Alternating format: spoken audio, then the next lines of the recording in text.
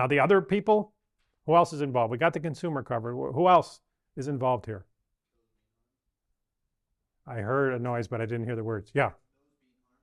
Those being harmed? And the producers. So I'm going to put them together. So I can do an Edgeworth box, which only has kind of two corners to it, right? So I'm going to put them together. So what's their surplus? Well, the producer's paying 1 to build this stuff. And if he's getting paid P, then any excess above 1, that's gravy for him. And the others, for Bob, it was the people downstream from the chemical factory. They gain delta. Now, delta is negative in this picture. But this formula will work for positive externalities as well. Now, that's on a per unit Q. The more Q there is, then the more gain there is or losses for these people. So I need to draw on different curves. Here, there's some quantity QU at P equals 1. That's this point. Then I need to say, okay, let's change P and Q to keep that whole thing equal to what it is here. And that's going to be, at U, that's going to be an upward sloping curve. That's one of the indifference curves.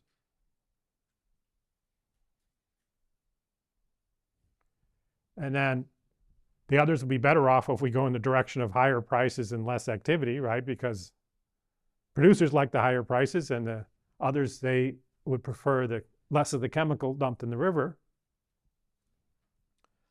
I'm not going to draw the other curves in there, not to keep it crowded, but here's one other one that's actually tangent to the consumer's indifference curves right at the efficient quantity, because that's what efficient means, that we can't find a quantity of this activity that would make anybody better off without making others worse off.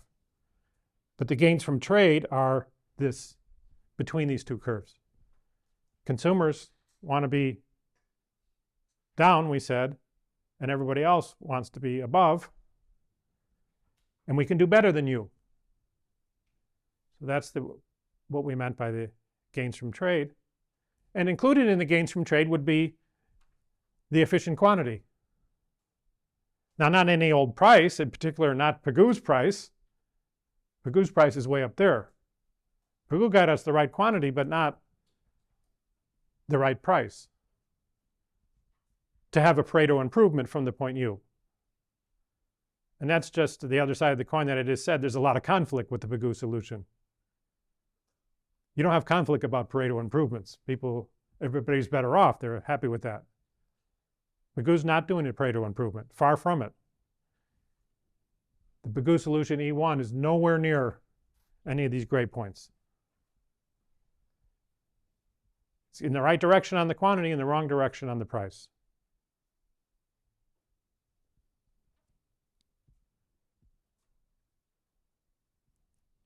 Now, at this level, I can't really tell you what I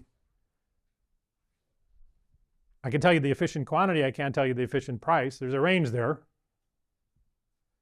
It is a range, and we've already said a lot about the range. That range is on the other side of 1 than Pigouvian's price, Pigou's price, but it's still, we just have a range at this point.